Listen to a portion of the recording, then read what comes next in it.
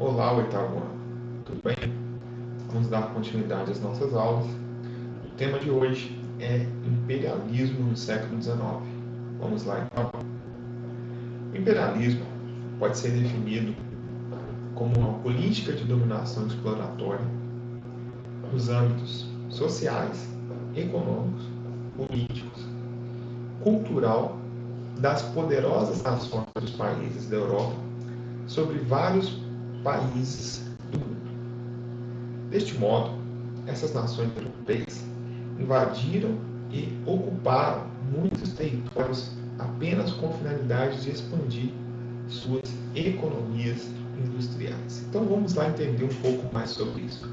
Na segunda metade do século XIX e início do século XX, a economia global passou por um desenvolvimento do capitalismo, o que possibilitou em muitas inovações tecnológicas e o progresso científico. Assim sendo, com este aquecimento econômico, tivemos um alto crescimento de indústrias de vários ramos, como por exemplo a siderurgia e da eletricidade. Na parte produtiva, houve a fabricação do aço, que proporcionou muitos avanços para a construção de pontes, edifícios, além da fabricação de maquinários e trilhos. Só que toda essa melhoria, toda esta expansão, levou à demanda de matérias-primas e também de mercados consumidores. Deste modo, nós temos aí dois motivos ou duas justificativas essenciais da expansão imperialista ou do surgimento do imperialismo. Então, as empresas oriundas aí da Inglaterra, da França, dos Estados Unidos, mais tarde a Alemanha e das principais potências europeias, começaram a sua expansão sobre os territórios da Ásia, África e América do Sul. Claro, se falarmos da América, o imperialismo vai ter uma forte influência dos Estados Unidos e também da Inglaterra. Então vamos entender um pouco aí sobre as estruturas do imperialismo, o desenvolvimento da Revolução Industrial. Com a segunda Revolução Industrial, nós tivemos aí o surgimento de várias indústrias, como eu falei anteriormente. Essas indústrias ficaram dependentes do capital, do dinheiro dos bancos para manter seus negócios. Em razão disso, os empresários necessitaram de muitos empréstimos e, consequentemente, os banqueiros passaram a tomar o controle de muitos complexos industriais, mesmo sem uma relação direta com a produção. Essa relação econômica foi denominada de capitalismo financeiro. Então, quando nós temos a entrada dos bancos, junto às fábricas, que se tornaram depois as empresas. Nós podemos citar aqui três mecanismos de atuação de monopólio. O trust, que constitui no resultado da fusão de várias empresas em uma única, que tinha um objetivo claro de concentrar todas as fases da produção, desde a obtenção da matéria-prima até a venda do produto. Isso foi muito utilizado, foi muito usado no início da Revolução Industrial. Uma mesma empresa, ela fazia todas as partes do processo de produção. Hoje é muito comum nós termos aí as montadoras, as grandes aí, que colocam as marcas nos seus carros, mas hoje em dia é muito utilizada a divisão das etapas. Nós temos várias empresas que produzem cada parte do carro. Quando chega nesta montadora, é feito somente ali o processo, como o próprio nome diz, de montagem, e o carro sai por inteiro. Nós tínhamos também o roading, que era uma forma de organização de empresas que surgiu nos Estados Unidos, depois que os trusts foram postos na ilegalidade. Então, o que ocorria, né, não era necessariamente uma fusão, mas uma empresa central, ela passava a controlar e as outras empresas, né, as subsidiárias, né, por meio da posse de suas ações. Então, as empresas não pertenciam a um dono só, tá?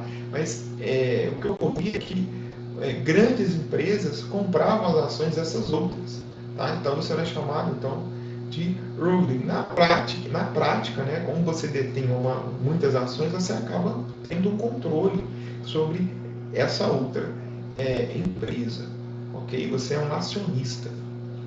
E o cartel, que era uma associação baseada em um acordo contratual entre as indústrias do mesmo ramo, que tinha o objetivo de exercer uma influência de monopólio, tá, no mercado, fixando preços mínimos. Então, uma fábrica de sapato, por exemplo, tá, uma associação aí, de indústrias de sapatos, por exemplo, eles vão estabelecer, né, que nesta região o sapato só vai poder custar o mínimo que o sapato vai poder custar, é um valor X. Então, vai ser dali para cima, ok? Então, isso foi chamado também de cartel. Então vamos entender um pouco sobre os fatores que contribuíram para a corrida imperialista. Em primeiro lugar, nós podemos citar que a industrialização em larga escala, né, como já falei anteriormente, gerou enorme excedente de produção.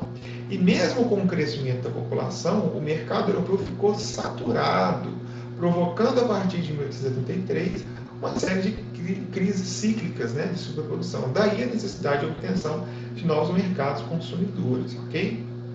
Outro ponto importante, né, é que com o crescimento da população urbana aumentou a demanda de alimentos, cuja produção havia diminuído na Europa em consequência do êxodo rural, ou mesmo porque era mais barato comprá-los no mercado externo.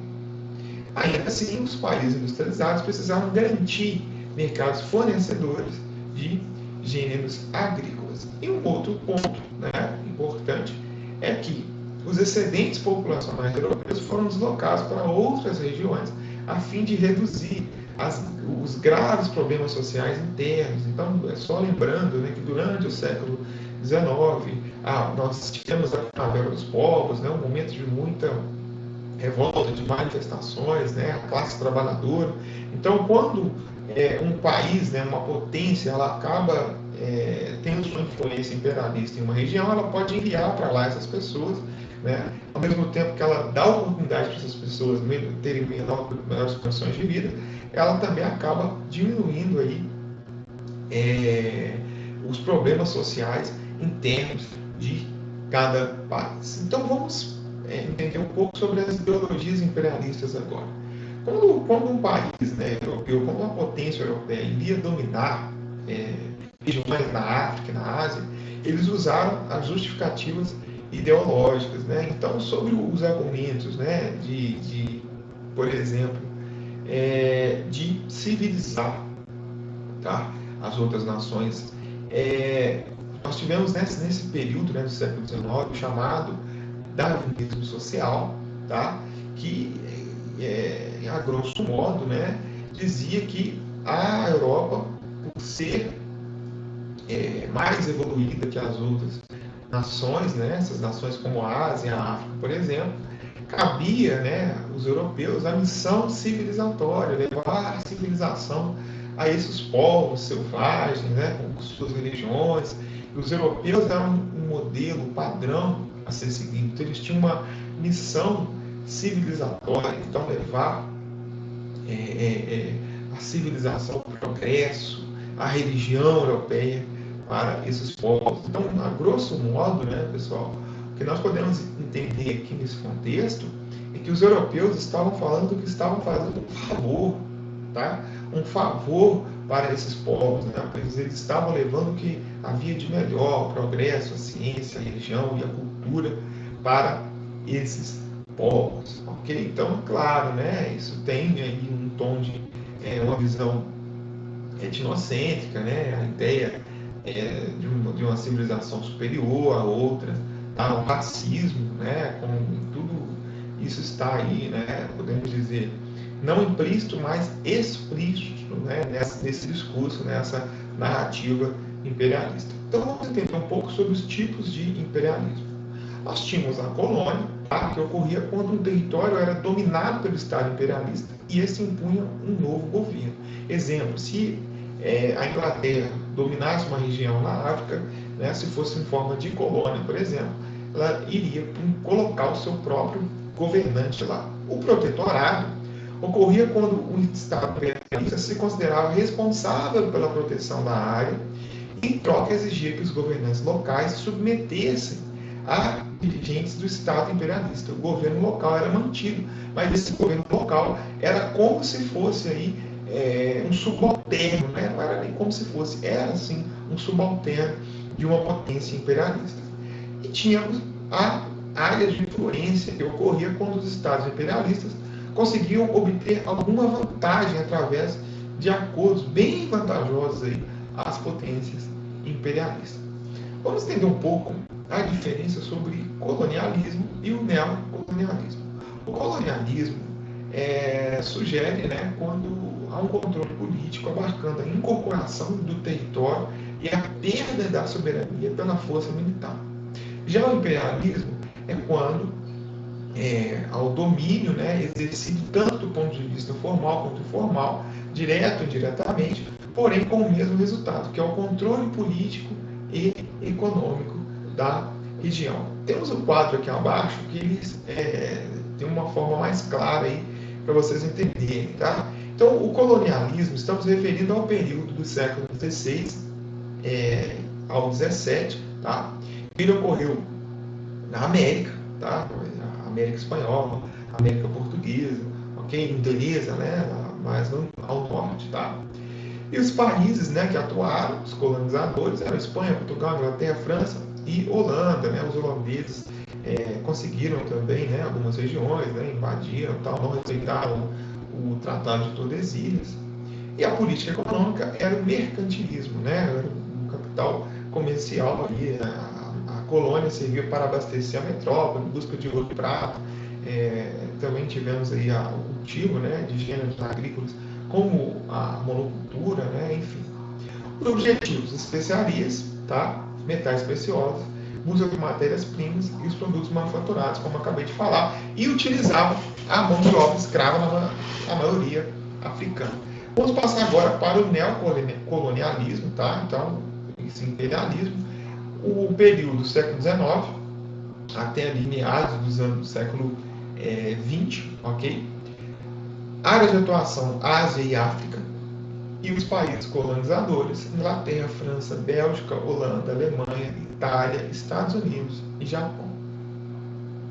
Política econômica: se no colonialismo nós tínhamos o mercantilismo, aqui nós já estamos no liberalismo, tá? O capital das indústrias e dos bancos. Objetivos: os países imperialistas exportaram excedentes do capital dos territórios coloniais. Exploração e domínio dos mercados produtores de matérias-primas para as indústrias, expansão de novos mercados consumidores e corrida expansionista buscou pontos geográficos estratégicos no processo de divisão territorial. Então, a grosso modo, podemos resumir esse quadro do neocolonialismo por 2 pontos: busca por matérias-primas e de mercados consumidores, ok? Só lembrando, pessoal, que essa corrida imperialista vai levar à Primeira Guerra Mundial e, consequentemente, a Segunda, né? Todo o contexto aí da geopolítica do século XX, ok? Então vamos chegar a falar agora sobre o imperialismo na África. Motivos. Entre os motivos da dominação europeia estavam as riquezas naturais, lógico, tá? E o território era exuberante em pedras preciosas, matérias-primas e vegetais e minerais. Como estratégias de dominação, foram utilizadas negociações políticas, manobras militares e religiosas. Para as negociações políticas, os chefes rivais faziam acordos comerciais com os europeus. Estes levavam produtos da terra enquanto forneciam armas aos africanos. A fim de expandir o território, os próprios europeus se aliavam com tribos e participavam das guerras travadas entre elas. Assim garantiam mais terras e aliados poderosos. As teorias raciais, como o darwinismo social, por exemplo, o mito do fardo do homem branco, né, como já disse anteriormente aqui, a questão da missão civilizatória, sustentaram a exploração das riquezas naturais africanas. O argumento era apoiado na tese de que os africanos eram selvagens, bárbaros, e precisavam, então, da contribuição do europeu para alcançar o mesmo grau de civilização. Entretanto, a partir da Conferência de Berlim, que teve ali, que ocorreu entre os anos de 1885, 84 e 85, com um acordo selado que garantia liberdade comercial para todos os países em certas áreas, igualmente a União serviu para determinar as fronteiras do território africano. Após a Conferência de Berlim, a África foi dividida em 50 estados. Os termos do acordo não respeitavam as divisões étnicas tradicionais que geraram um impacto catastrófico sobre as nações. E é por esse motivo que ainda nos dias de hoje alguns países permanecem sob rivalidade étnica que causa grandes guerras civis e pobreza extrema. Neste mapa vocês podem observar, que a divisão da África, essa partida da África, isso tudo está inserido no contexto de que Itália e Alemanha se formaram como países de fato entre os anos de 1870 e 1871. A essa altura do campeonato, muitas regiões da África e da Ásia já haviam sido fatiadas, divididas, principalmente entre a França e também a Inglaterra. Então a Alemanha e a Itália queriam também entrar nesse jogo de disputa imperialista. Então, portanto, foi necessário fazer essa conferência em Berlim, tá? E eles conseguiram pegar ali, vamos dizer, um pedaço, do que sobrou, vamos dizer assim. E esse também foi um motivo que levou à Primeira Guerra Mundial. Não é à toa que a Alemanha e a Itália estiveram no início no mesmo lado da guerra, depois a Itália acabou trocando de lado, mas isso é um assunto para o 9º ano. O fato é que esses países entraram tarde ali no processo da corrida imperialista. É só observar nesse mapa e vejam a influência olha como a África foi fatiada, dividida em áreas de colônia, influência de vários países. E a grande questão, o grande problema é que eles dividiram, eles fizeram essas fronteiras artificiais aí na África, não respeitando a cultura, a etnia, as tradições. Vários grupos que eram distintos, não tinham nada a ver um com os outros, acabaram tendo que ficar ou ser parte de um mesmo país. Isso tem uma questão de identidade nacional, isso é um problema que ocorre, de várias guerras na África, de vários conflitos na África, até os dias de hoje, tudo isso causado, então, pelo imperialismo, ok? Vamos para a Ásia agora. A expansão para a Ásia se deveu a fatores econômicos, como a garantia de matérias-primas para as indústrias e mercado para os produtos ideológicos, como civilizar esses povos. Então, vamos iniciar pela Índia. A Índia foi ocupada pelos ingleses e franceses. Porém, os franceses tiveram que renunciar e buscar outros territórios nessa região após a derrota da França na Guerra de 7 Anos. Aquela Guerra de 7 Anos que a Inglaterra venceu os franceses e, com isso, passou a cobrar os impostos de sua colônia lá no norte da América. Isso foi o motivo aí para a independência das 3 colônias, assunto que nós já tratamos aqui. Voltando então para a Índia, a Índia passou então a pertencer à Grã-Bretanha, uma zona de grande influência aí da Grã-Bretanha, e deste modo os governantes locais, os marajás, mantiveram seu poder, mas a atividade agrícola passou a ser do cultivo do algodão destinado às fábricas inglesas. Como consequência, os alimentos tornaram-se escassos, houve fome.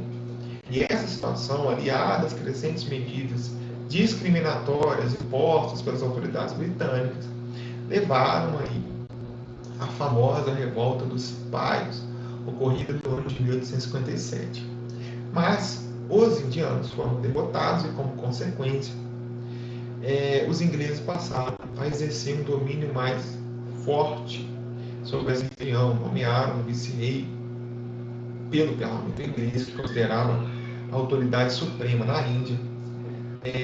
A sagração da Rainha Vitória como imperatriz da Índia, criação da India Civil Service, que permitiu a participação de indianos na administração, imposição da língua inglesa como a língua oficial na Índia, a adoção do inglês nas escolas e a codificação da lei colonial inglesa. De fato, a Índia passou a ser parte do Império Britânico, né? Então, eles entraram na Índia, passaram a explorar, a população indiana passou a sofrer com pobreza, com fome, se revoltaram e tiveram como consequência uma dominação ainda mais forte. Depois, né, desse processo da Índia, nós vamos ali para a região da Indochina. A região da Indochina fica ali, se localiza no Sudeste Asiático, né, composto por Vietnã, Laos e Camboja. E a França, após ser derrotada na Guerra dos 7 Anos, ela precisava continuar exercendo sua força imperialista nessa região. E foi para essa região que ela exerceu o seu domínio, que tinha o objetivo de extrair matérias-primas, né, como a borracha, e fazer o comércio da China, principalmente a seda, para as indústrias têxteis aí, da França. Então, a partir, né, desse início, dessa entrada, né, no ano de 1859, a cidade de Saigon foi invadida. O pretexto era proteger os missionários religiosos que estavam ali naquela região. Já em 1867, tivemos a fundação da Cochinchina. Em 1883, instalação de 2 protetorados ao norte, em Anam e Tonkin. Mais tarde, o Camboja, em 1867, e Laos acabaram também sendo aí dominados pela França. Então, se a França perdeu a Índia, por um lado, ela conquistou essa região para manter seu imperialismo e também o comércio com a China, ok? A China, né, que é o assunto de agora, a China, um vasto território, uma população numerosa, um grande mercado consumidor e também um grande, né, fornecedor de matérias-primas, despertou a atenção dos europeus, principalmente ali no início, né, os portugueses, né, passaram a importar para o Ocidente mercadoria chinesa, mas os ingleses exploravam o comércio da China por meio das companhias das Índias Orientais. Porém, a China, ela se encontrava dividida, né? O poder político era centralizado. A China, nesse contexto, né, tendo um poder centralizado, ela resistia, né, sobre essa questão do domínio dos ingleses, por exemplo, que tentaram invadir, entrar e fazer o comércio nessa região. Porém, os ingleses adotaram uma estratégia que foi introduzir o ópio, uma droga, né, que era oriunda da papoula, né, uma planta, e eles começaram a viciar os chineses nessa droga. E, deste modo, o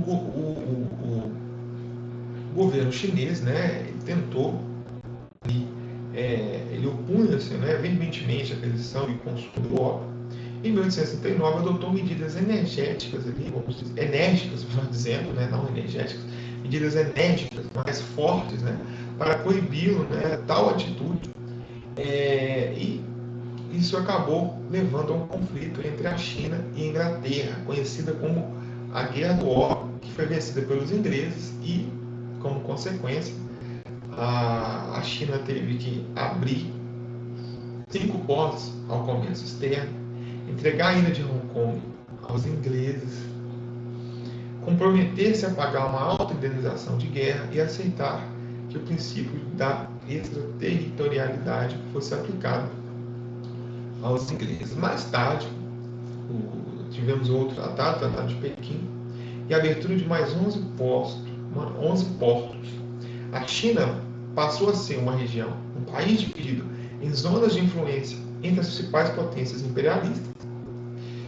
E deste modo, nós tivemos aí a revolta dos Boxers. Olha a influência estrangeira na China. A partir daí, a revolta dos Boxers foi um levante popular anticristão, anti-ocidental, de caráter xenófobo, que os chineses não estavam ali, uma grande parte dos chineses não aceitando essa imposição da cultura europeia, essa invasão, melhor dizendo, tá? E essa revolta ocorreu com o objetivo de expulsar os estrangeiros chineses. Porém, os chineses, né, não conseguiram, né, e a Inglaterra, a França, né, e os outros países, as potências imperialistas, continuaram ali exercendo seu poder, né, imperialista sobre a China. Chegamos agora ao Japão. O Japão, antes da restauração Meiji, né, o Japão estava sob o domínio do shogunato, né, os shoguns. Eles exerciam o poder no Japão, tá, de maneira hereditária. A família imperial até existia, mas estava sob o controle dos shoguns. A restauração Meiji, ela foi derrubada do governo dos shoguns, tá? E o restabelecimento da família do poder imperial japonesa inicia então, né, a era Meiji. Neste contexto, o Japão vivia sob um regime feudal, tá, pessoal? A era dos samurais, né, da espada. E o Japão estava fechado, isolado aí, tá? Ele não mantinha contato com o exterior e proibia as outras nações de usarem os portos japoneses. Mas, a partir do ano de 1853, os americanos mandaram uma esquadra ao Japão a fim de assegurar a proteção e o abastecimento dos navios baleiros, tá, estadunidenses, que estavam ali, né, fazendo comércio com o Oriente. A esquadra impressionou os japoneses com seus canhões e, ciente da força militar dos ocidentais, pois eles já tinham ficado sabendo das notícias dos massacres dos chineses na Guerra do Ópio, né, o Shogun, tá, ele considerou mais inteligente, né, mais prudente, não resistir, né, e concordar com as pretensões estadunidenses. Então vai ser ou pela diplomacia ou vai ser pela guerra. Então eles viram que não tinha como vencer e acabou aceitando. Porém, em 1854, os japoneses assinaram o Tratado Kanagawa, aceitando a abertura dos portos do comércio com os americanos. E daí surgiram-se os novos tratados, né, em 1860, pelos quais outras potências europeias passaram a ter vantagens semelhantes. Nós tivemos aí a abertura do Japão ao imperialismo. Só que tivemos consequências. Os nacionalistas, né, acabaram reagindo contra esses tratados, nessa entrada estrangeira, e isso acabou enfraquecendo o poder do Shogun. E no ano de 1868, o imperador Mutsuhito assumiu plenamente o poder, reafirmou sua responsabilidade direta no comando do país e teve então o início da Era Meiji, né, a Era das Luzes, que levaria o Japão à modernização segundo o modelo ocidental. Então, para isso foi adotada uma série de medidas, como a abolição da escravidão, proclamação da igualdade de todos os súditos perante a lei, divisão do país em províncias, incentivo à instrução pública, reestruturação do exército, instituição do iene, uma moeda, tá? Desenvolvimento das comunicações, como ferrovias, empresa, e o serviço postal e telégrafo. A partir do ano de 1879, o processo de modernização foi concluído com a elaboração de uma Constituição que estabeleceu o sistema representativo em 2 câmaras. Então, nós tivemos aí, né, escolhidos por o sufrágio censitário, tá? Então, porém, a palavra final em todas as questões era dada pelo imperador que governava apoiado por um grupo de conselhos. O Japão rapidamente se industrializou com essas mudanças, tá? E o imperador, né, acabou incentivando aí a viagem de estudantes japoneses ao Ocidente para aprender, né, a tecnologia europeia. Os japoneses estavam convencidos que esse era o caminho para competir com o Ocidente em igualdade de condições. A partir daí, o Japão entrou na era do imperialismo, a corrida imperialista começou a dominar regiões na Ásia e, por ironia do destino, ou da história, melhor dizendo, o Japão começou a crescer tanto e tendo como início os Estados Unidos, aí, que deu ponto de partida para o imperialismo japonês, para o fim da era do shogunato, para voltar a reestruturação, né, Meiji, a era das luzes, e o Japão começou a concorrer com os Estados Unidos, e o que levou aí, né, durante a Segunda Guerra Mundial, o confronto entre Estados Unidos e Japão, onde os japoneses atacaram a base de Pearl Harbor, e os Estados Unidos, no final da Segunda Guerra, como resposta, explodiu as bombas em Hiroshima e Nagasaki, o que acabou aí, né, mais tarde, levando o Japão se estruturar com a ajuda, com a influência dos Estados Unidos durante a Guerra Fria. Então, o Japão a história japonesa está ligada, né, à história dos Estados Unidos, pois os Estados Unidos é quem deu esse ponto de partida de industrialização. O título está Japão Pão, né, mas deixa para lá, só um erro de digitação aqui, mas vida que segue. Gente, muito obrigado, até a próxima.